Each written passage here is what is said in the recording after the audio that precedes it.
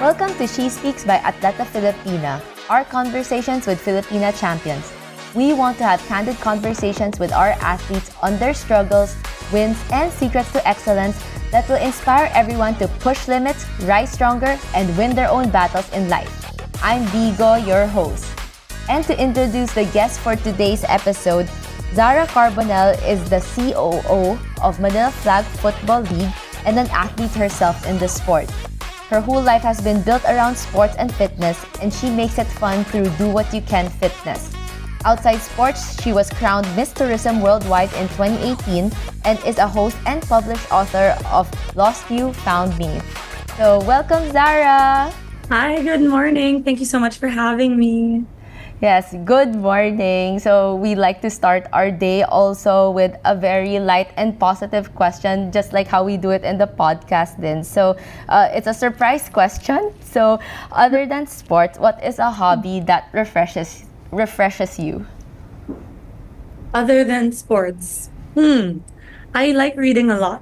I am a secret nerd. So I have a bookshelf, a collection of all the things that I like learning about. So, becoming from Michelle Obama, the Blue Ocean Strategy. So I like reading a lot. So what genre of books naman? Self-help is my favorite.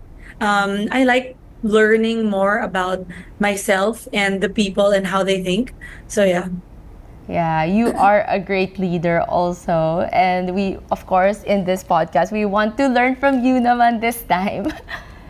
Yeah, so you've built your life around sports also. So how did you get started into it?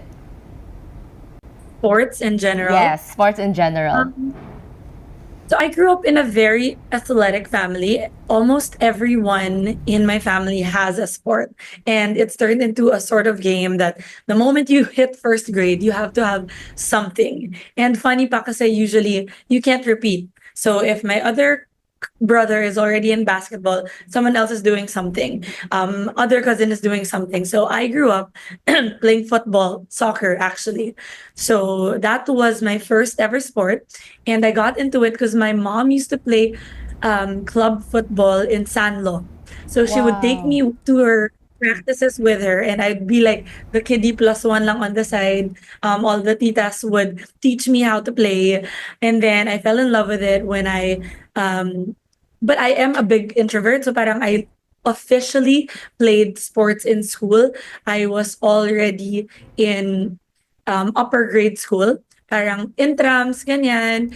And then I got into the varsity team in high school. And then from there, I think I just kind of flourished as an athlete. I competed internationally ng Muay Thai also. In fact, the day before my Miss World Philippines audition, I was in a competition.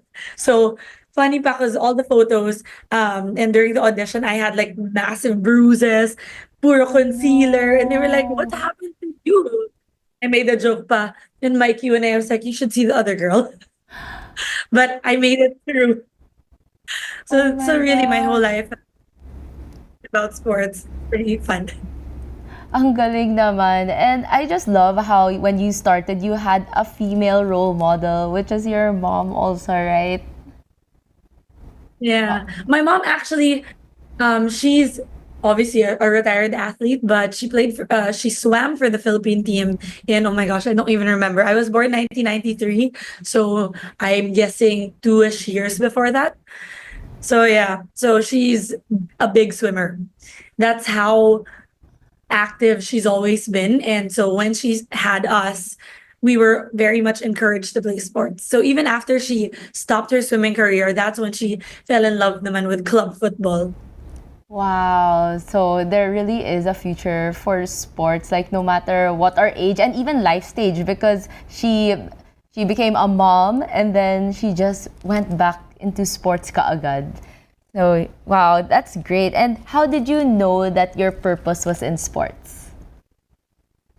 You know, I've been dodging it for the longest time. So I grew up an athlete, and then my career is actually in tech. That's how I started my professional career outside hosting, outside speaking, ganyan.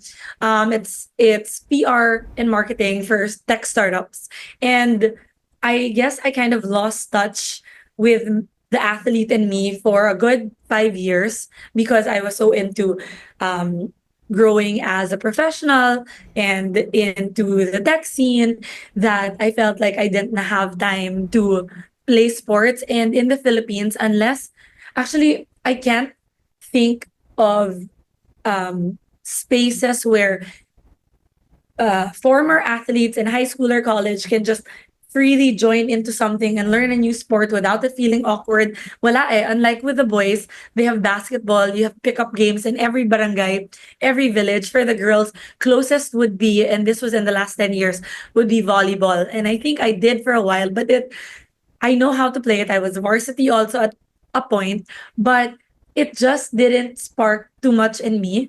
And that's all, parang that was the only option.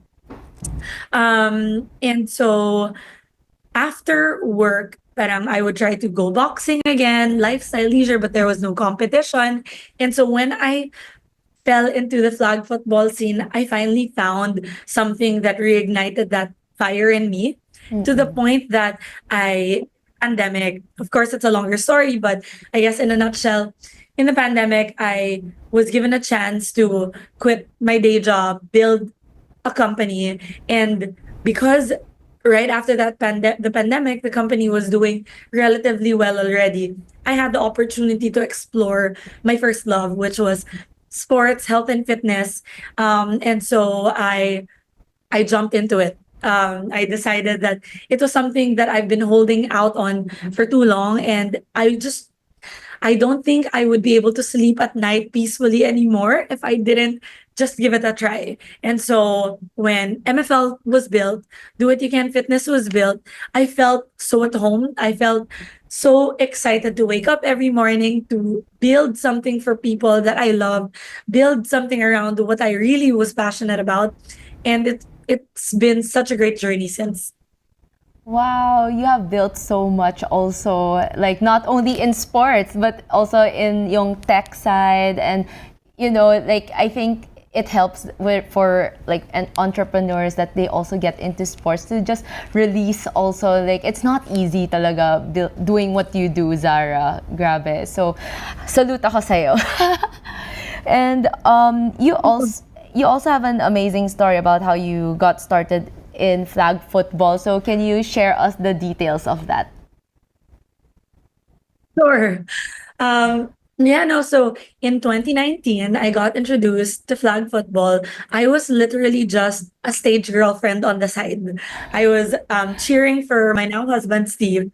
He's a halfie. He grew up playing football, and I got involved as a spectator. I was just watching. I was like, oh, it's pretty cool. It's fun. Obviously, at that point, I didn't pa understand what was happening. All I know is catch ball run and something happens and they do it again. And then one tournament, kasi we play co-eds. We play co-eds in the Philippines. So one tournament, they decided to, kasi there's a one super team, and so they decided to kind of separate para more competition and more teams. But because parang super konti lang the representation of girls, meron but not as much as it is now, they would try to recruit girls from frisbee, recruit girls from soccer, recruit girls, basically anyone who had any athletic background, they would recruit. And Steve, being Steve, was just like, oh, my girlfriend used to play sports. I bet she could do it. And me with zero clue. I'm like, are you kidding me? I've never played the sport in my life. No idea how the game is. And he told me, because he was the quarterback, he was like, don't worry, I'm just gonna put you in a position. You only have one homework. They put me as rusher. So he just goes, the guy who will receive the flag and the ball, you just have to pull his flag before he throws it. That's literally the job. And if you can't make it in time, you just have to wave your arms and distract him. Parang, what's that movie? Na parang he throws and you just psych the person. So his Yeah. analogy was that. And so I'm like, okay, I can act. I can pretend. Let's go. The default yung team kung kulang ng girls. So it was so funny. And so I played for one tournament only. I loved it. We placed second, and then nagkataon the next tournament. Before the next tournament, lockdown already. So back to zero, nothing. What happened was Steve and I moved to the beach through the pandemic, and because I wanted to learn a sport, and he was also craving for I want to be more physically um, Fit. active Okay. through the pandemic, and he wanted to play sports. Syempre, wala siyang choice. Ako lang ang playmate niya. So we bought a football, we threw the ball around in the beach, and that's how I kind of fell in love with it because it also became our thing. So Steve and I had flag football or football to bond over in the pandemic. Then I fell back into my routine of every day we work out, whether it's running or we built a home gym of sorts in the resort we were in. We built a community also of fitness people. So yon. And then right after the pandemic, or once things were starting already, that's when we realized that okay, parang it's such a nice thing pala when girls feel welcome. Because in the resort, we literally dragged everyone. Every neighbor we had has tried flag football, whether or not they were open to it in the beginning. As in, they would just run around, catch the ball, and surprisingly, they'd be like, "Oh my god, I can do it!" And these are people who are now upper management for Globe. These are people who now own their own companies, big and corporate, and you would never think. But in the pandemic, in that little bubble, talagang everyone, and they can tell you na, I've caught the ball, they forced me into it, and now I know the mechanics of flag football. So yeah. Ang galing. Like there was like so many like emotional sides to it also that it was so special to your heart then how, but then like going back to what you were saying that dapat you were just like forced into a tournament also basically like what did you learn from that na did it help you did it help establish the community that you're building that oh I wish that I knew this first before I became like a rusher for this tournament. I mean, coming into it, I had zero expectations. And so I pretty much just had fun. But if anything, that's when I learned, or that's when a spark really opened up in my heart no na because flag football is more about speed, agility, and strategy. So our team captains, so three sila, Steve, Rich, and Zach. These guys are all super strategic. So more than just yes, athletic prowess, it's knowing who to put in what position and how to maximize that. So we may not be the tallest team, or we may not be the fastest team, or we may not be the strongest team, but if you know your personnel and know how to work around the gaps, you can win. And so that's when it really opened my eyes to, oh my God, flag football is perfect for co-eds and perfect for women because a lot of it is actually reading. A lot of it is reading plays and reading people. So how do I break this person? How do I get into their heads so that I can break their strategy? So it's like a physical chess. And I think that's when it really occurred to me that we could be very good at this. And in the pandemic, I learned that the Philippines actually is a high seeding country within Asia already. It's just there was no formal club, there was no formal team, no formal process of anything. So that's when the idea of the MFL happened. Okay, so can you talk about the current scene of flag football in the Philippines? So happy to share that I think in the last 3 years, so we built MFL in 2022. And since then, we've grown the sport and the community by so much. Actually, right now, we have a little under 10,000 participants nationwide under the MFL banner.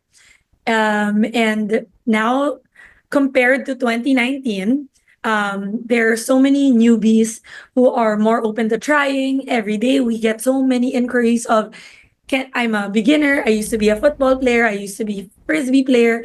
Um, I used to be volleyball player. Lahat na lang. And I just want to try a new sport. I saw that this is something that people who have retired nga from being an athlete or now in corporate can do on their free time. And so every Sunday in BGC Turf, 4 to 6 p.m., we have open runs. And ang dami, as in, when you see the photos on MFL's page, sobrang dami ng tao. And right now also we are united under the PFFA banner, so Philippine Flag Football Association. We have representation from Subic, from Cebu, from Manila, Football Life Philippines, and Philippine Flag Football League. So we've all come together under the banner to really hone the community. So one is specializing in grassroots, one is specializing in collegiate, one is specializing in regionals, and then us in internationals and open run. So it's pretty cool. And so many girls are now participating. As in every Saturday, you would see so many women just jumping in, trying the sport. A lot of the wives, which is so cool to me, because that's also how I got into it. Now, before they would just sit on the side and cheer, they will just take care of the kid while watching the game. Now they are the first ones to volunteer. I want to try. What can I do? Just tell me one thing first to learn today, and then next Sunday we try again. So now there's parang wives club na also.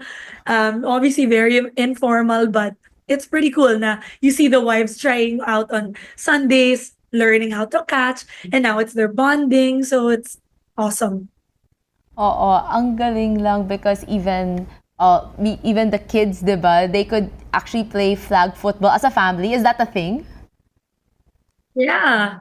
Yeah. So a lot of flag football parents bring their kids to the scene, and then they practice it during their holidays. As in one of our teammates, he has a 2-year-old son.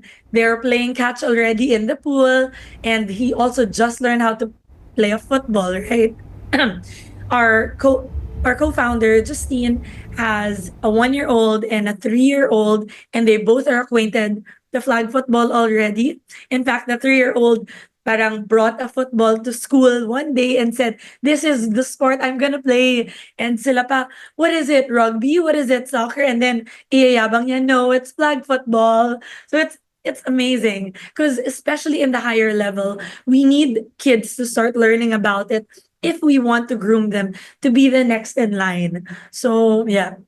That's true. I feel like the kids in flag football are so much cooler because when we were younger, 'di ba, kushball lang yung that was the coolest sport when we were playing. Oh my gosh. So, yeah, now that it's really nice to hear also that our flag football scene is also getting more structured therein because we are going to be preparing for the LA 2028 Olympics. So, what are the steps that we have to take as a country, and what are the preparations needed for this? Okay. What we're looking at now is the first one is obviously unity.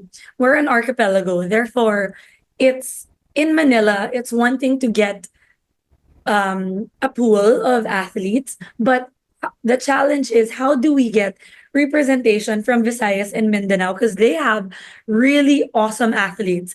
They have super amazing athletes that just need to be able to fly into Manila so that they can do practices. So that's really a gap that we're trying to bridge. But also happy to share that we've started the first few steps of national training pool selection. So right now we have Saturday practices that kind of helps the athletes already come together, hone the skills that they will need moving forward, work on the chemistry. Then the second is more international experience. So under the PFFA banner and Manila Flag Football, we've put together a commercial Philippine team called Sinag Pilipinas. So Sinag Pilipinas has been traveling in the last few years. They've gone to Vietnam, they've gone to Malaysia, Indonesia. A few of us have gone to the States and competed there.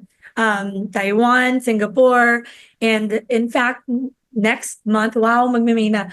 Next month, the boys are flying into Saigon for a tournament. The girls are flying into China for another tournament. So it's really getting more field IQ because you can train all you want.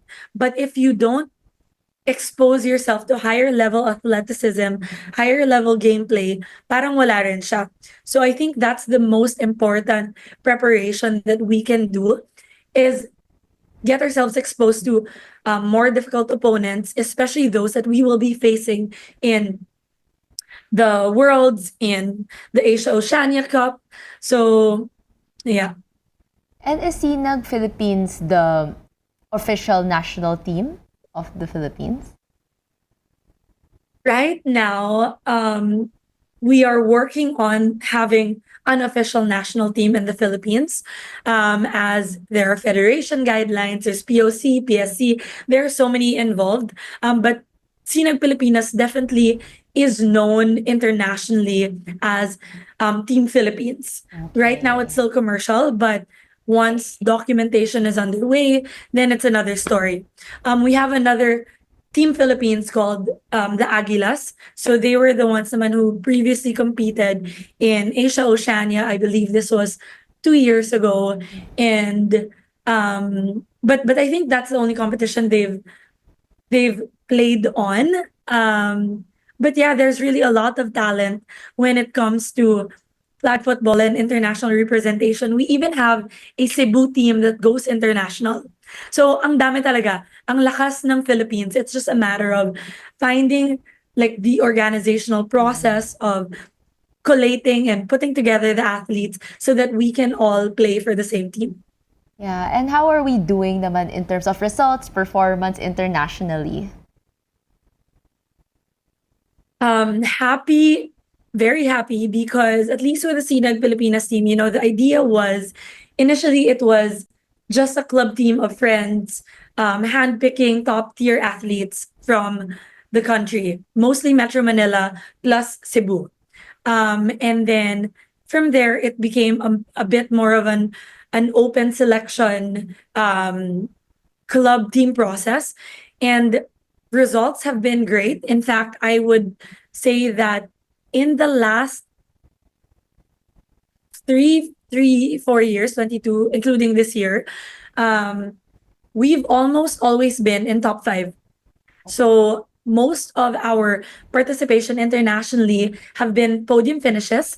The few ones that we didn't land on the podium, we fell short by just a bit. So ang galing, and which also gives me so much pride being a part of the community, being in the leadership team of MFL, is knowing that we are investing in athletes that actually deserve it. Imagine we've brought home quite a few championships. We've brought home, second, thirds, fourths, and fifths. And this is supposedly a newer team. But because Flag has been in the country since 1997, it's amazing how much learning can be done with the hunger that we have. Wow, I love that. So much learning can be done with the hunger that we have. And also, like these competitions that we participate in, are they in the Asia Oceanic circuit or have we gone like against talagang other continents? Both. So the International Football Federation has kasi Asia Oceanic and the Worlds, but that only happens once a year. And as mentioned, the strategy is really get yourselves exposed to as many competitions as possible. And lucky for us because so many leagues, commercial leagues are now actually very, very competitive. So MFL is one of those. And it's nice because at least the Philippines is hosting one that the international teams really look at and fly into. There's R4P, there's MAFA, there's Ningbo. So there's really a lot of options.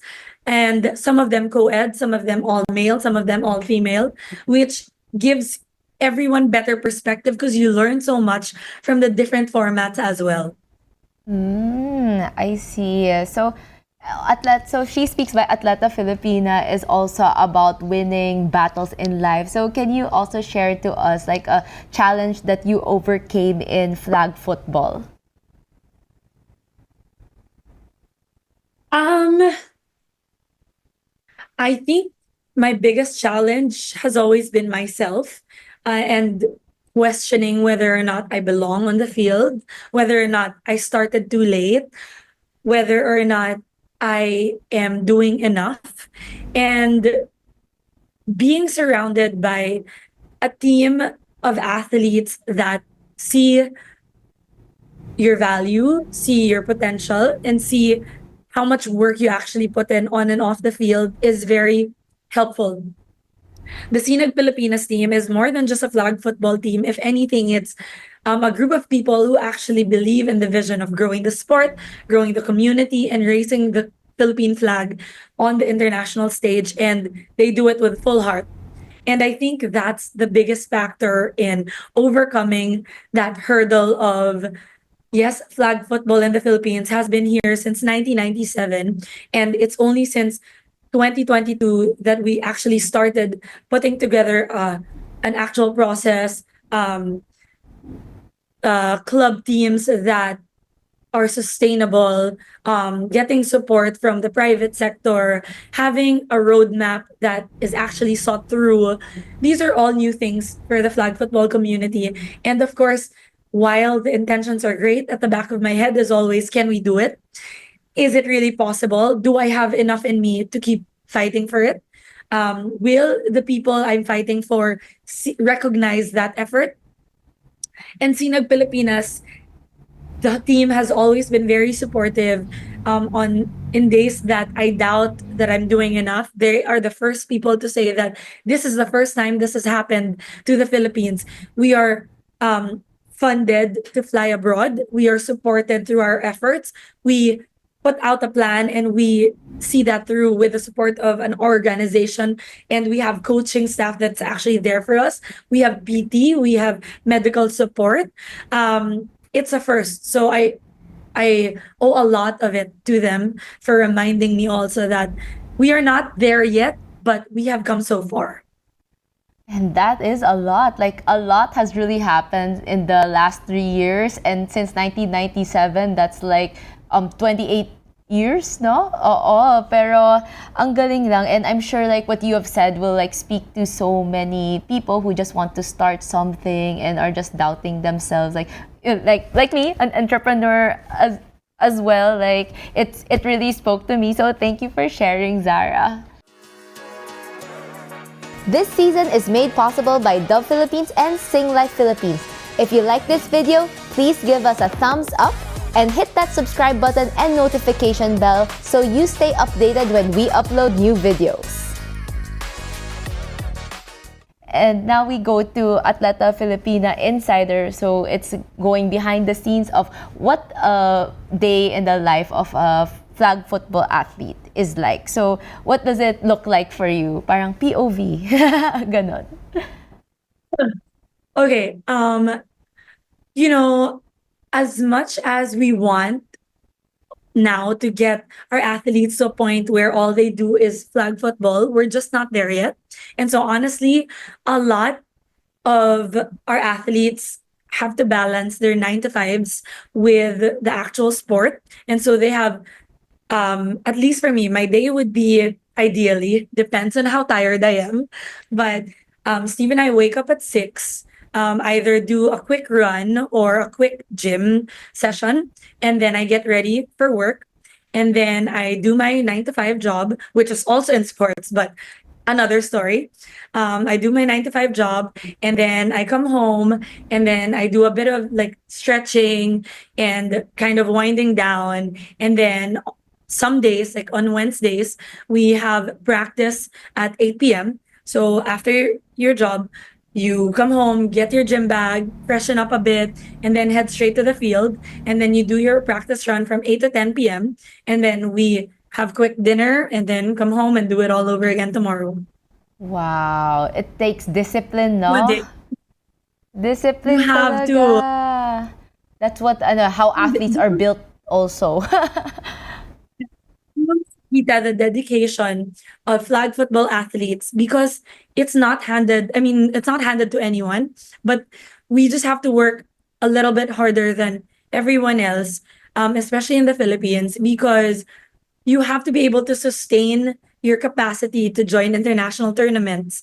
And while most of the actual tournament bit is funded, but syempre, you have to fly out there, have to get your hotel room, have to eat. And so everyone is really working double to make sure that they clock in the work outside the field, they clock in the work on the field, and still are able to balance their lives. So parang may personal investment din, right? On from like what they're doing in the daytime to their career in flag football, is that right?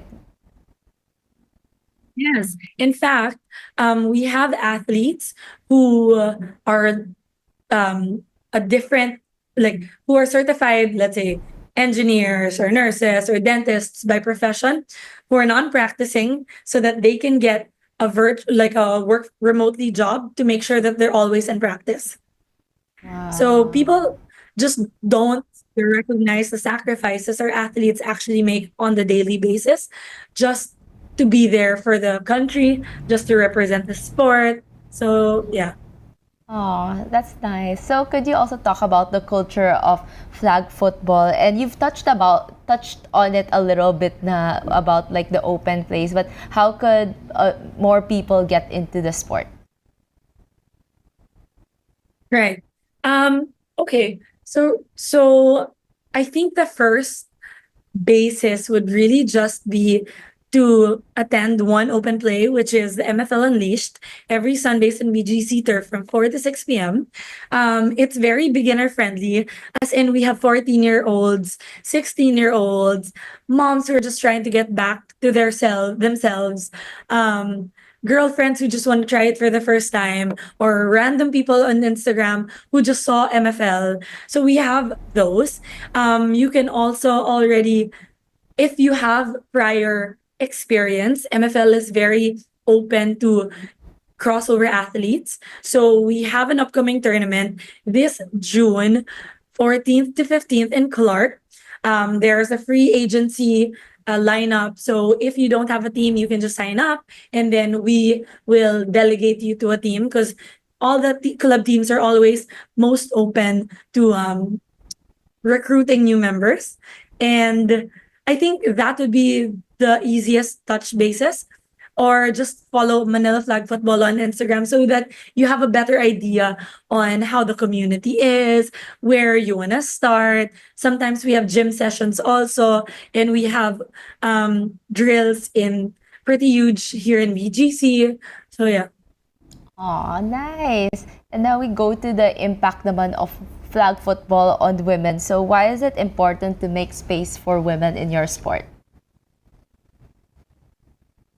You know, in the last few years, the participation of women have not only increased by more than double, but has also positively impacted the community. So if before most of the operational bits of it was run by men, now women are stepping up and stepping in to make sure that the athletes are taken care of.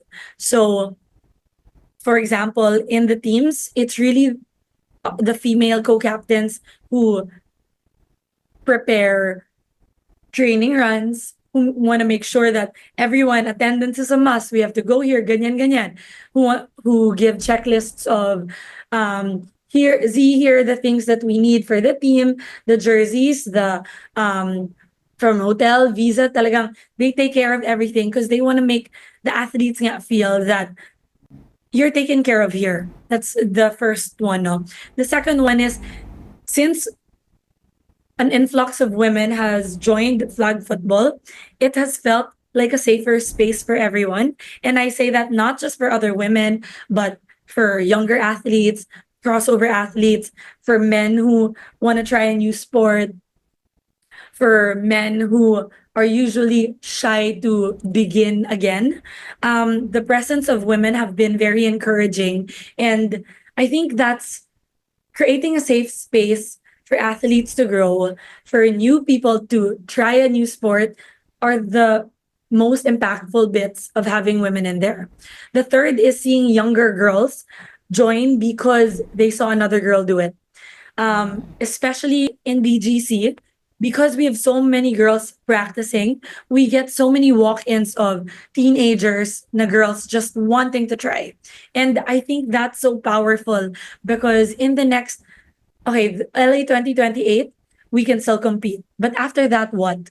Who will be playing for the Philippines? And that's where we need younger girls to come in. And the presence of women on the field has been very pivotal and inspirational for the younger generation to see that it's something that I can do, because it really takes seeing another woman thrive in it, for you to believe that you belong there. And the best bit is because women by nature, we've, as you know, a collective, we've dealt with so much, um, period. Whether it's you probably can't do this because you're a girl, or you don't do enough, or we are better than you. There's already so many questions of, am I built for this? This is a male dominated sport. This is a sport that originally was made for men in the army. What makes us think we belong in here? But seeing other women play it then makes people feel that, especially in the Philippines, it's about speed, it's about strategy, it's about agility, all things you can practice for.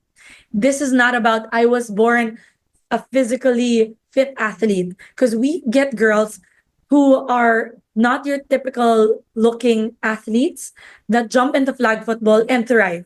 These are stockier girls, initially slower girls who really put in the work to now be one of the best receivers on the field. These are girls who are lanky, supposedly, because I was one of those na parang I didn't think I fit in it because I'm not naman macho. I'm not naman like built looking like an athlete. If anything, my arms are way too long, my legs are way too long, that it takes me more time to extend my arms to catch a ball. But you know what the girl coaches said? That is an asset, because you have reached that other players don't.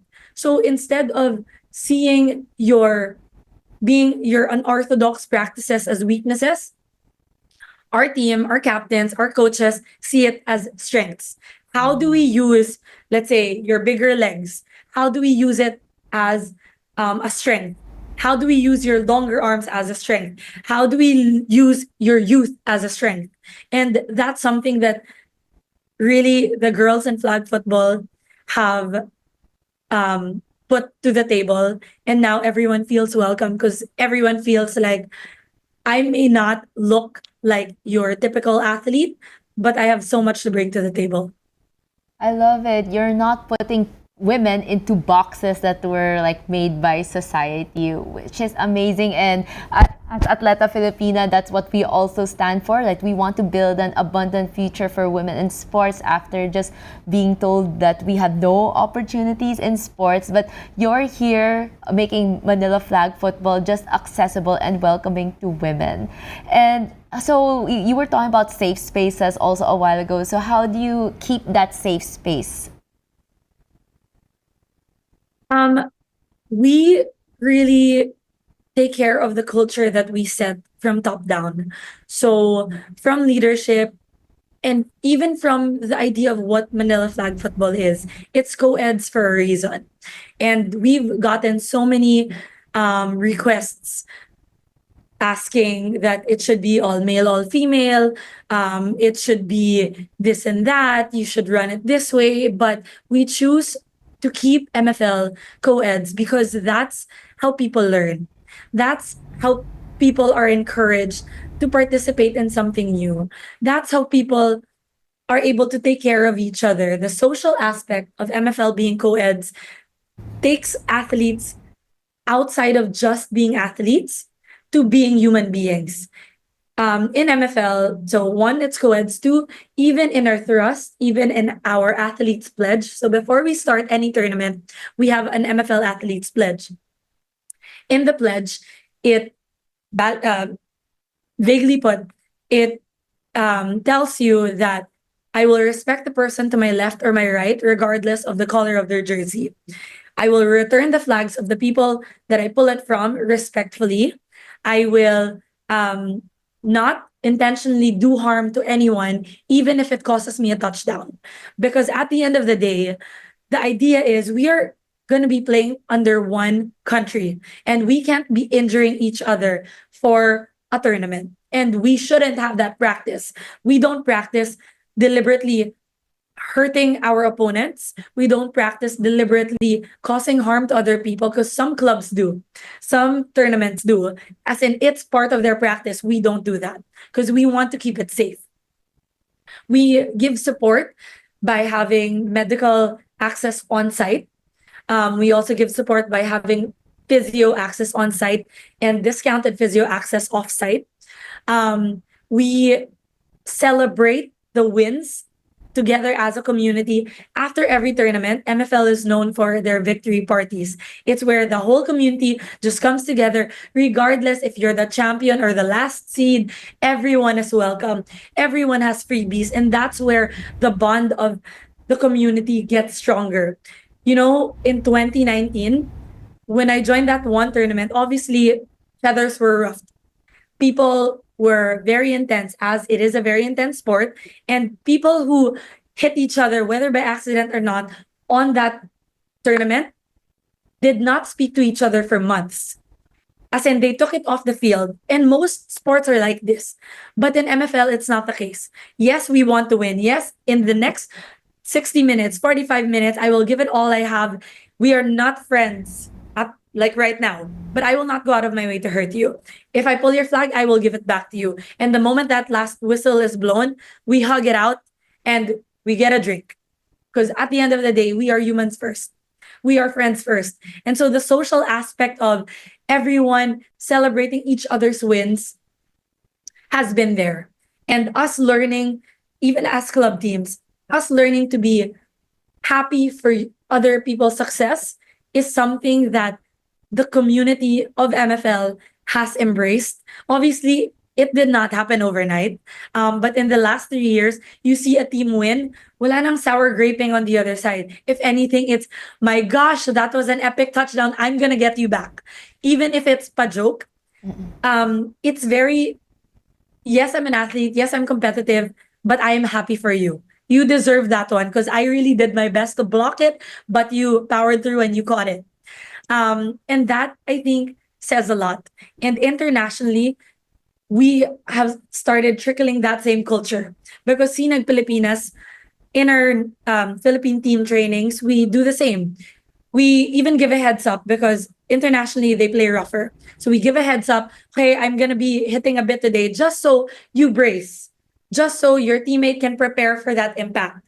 I won't trip you. I won't like step on your foot, but I will let you know that I'm going to be a bit rougher today to try to get to my place so that you know what to do. But even internationally, the our Sinag Pilipinas team and teams under MFL are known to be team players and team, not just Team Philippines, not just Team Sinag, but flag football team. So they are known to take care of the people even from the other side of the field. And I think that is the biggest win as a founder, as a founder, as a leader, seeing the culture that you've put together and that you've worked hard for play out on the national level, play out on the international level. I think that is the most important win MFL has achieved because there's so much room for toxicity, technically.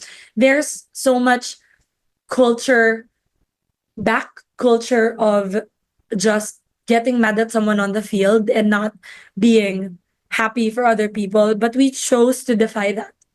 It was tough, but we chose to defy it. And we are just grateful for the community that believe in MFL, the values we stand for, and the culture that we've set. Aw, thanks for sharing. And I also just want to honor you also that culture is something that's very difficult to set. But you are a culture setter not only in the national level, but it also is impacting other countries. And you know, like other countries will be looking sooner or later, right, in the Philippines to see how you guys are doing it. So congratulations on that.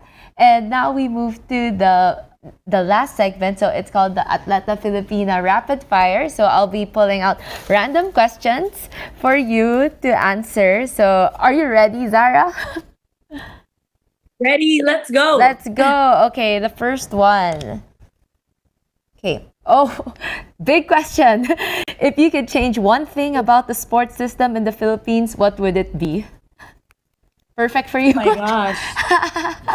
You know, there- honestly, like if I'm completely transparent, we've struggled so much with giving support to the athletes because of the current national federation and the current national directorship that's sanctioned by the international federation.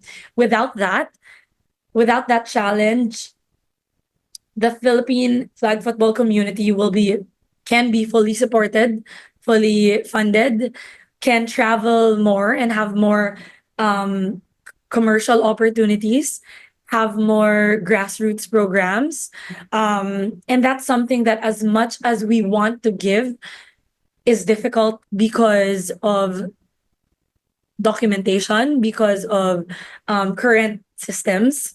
So that's something that hopefully gets resolved sooner than later, especially if we're looking into the SEA Games and LA 2028. It's hard because athletes will play for the banner that they respect, the banner that makes them feel that they belong. And right now, it's a disconnect between the banner that is internationally sanctioned and the banner that athletes actually want to play for. So that is hopefully something we resolve sooner. Yeah. Oh, that's why you were saying unity is really needed then in this sport. Okay, so the last question naman. Oh, do you feel added pressure to be a role model as a woman in sports? I do actually, especially that the community is still growing and I am technically, I mean, we've talked about this before. Women in leadership in athletics hold a very slim margin, let alone in flag football. MFL is literally the only female founded, female led, legally registered organization in the country. And so there's a lot of pressure because you can't please everyone. And there will always be people who will think that we're doing things wrong, that things could be better. You know, people who complain but don't naman do. And so there is pressure to try and please as many people as I can, at the same time perform on the field, at the same time give the support that the community needs, at the same time being a woman, because I want people to feel like, and especially girls, I want them to think that they have a right to take just as much equity as men in athletics. And it's a joke, you know, when we see each other in sporting events that we are the same 10 people who show up. And so I do my best to really represent the community, represent athletics, and represent what it means to be a leader in sports as a woman. Because one day I, you know, I just hope that younger girls see my presence on stage, my presence on the board as an opportunity to be that also. Because you, again, you can't dream of something that you can't see. I first, as a young girl, have to see that it is possible. If she can do it, so can I. But right now, there are only a few she's. And Yeah. so while we're there, our job is to extend the table to as many women, to give them more opportunities to thrive, whether that be in coaching, whether that be as a captain, and especially as a founder. So definitely yes, but it is a challenge I'm taking on the chin and a challenge that I'm excited to keep taking. Yeah, and we're supporting you in this because hopefully, right, the girls of the future won't have to feel this added pressure because you've already trailblazed and paved the path also. So thank you, Zara. And lastly, can you just share an encouragement to our listeners and viewers? To every athlete out there, I hope you never feel that you don't belong, whether that's on the court, in the pool, on the field, because you do. And that I hope you remember that every bit of you that makes you feel different is the same bit of you that will make you thrive. It's the same legs that will make you run faster, arms that will make you take longer strokes or catch farther balls. I hope you never doubt yourself in spaces that very much need you, because it's that first step that we're all just waiting for to make a change. Aw, thank you, Zara. Yes, step by the step. Okay, so Yes. Success. oo, ang taas na natin. Yes. Okay. So to all our listeners and viewers, so follow us at Atleta Filipina to catch more She Speaks episodes. And this season is made possible by the Philippines and Sing Life Philippines. So thank you for tuning in, everyone. Bye.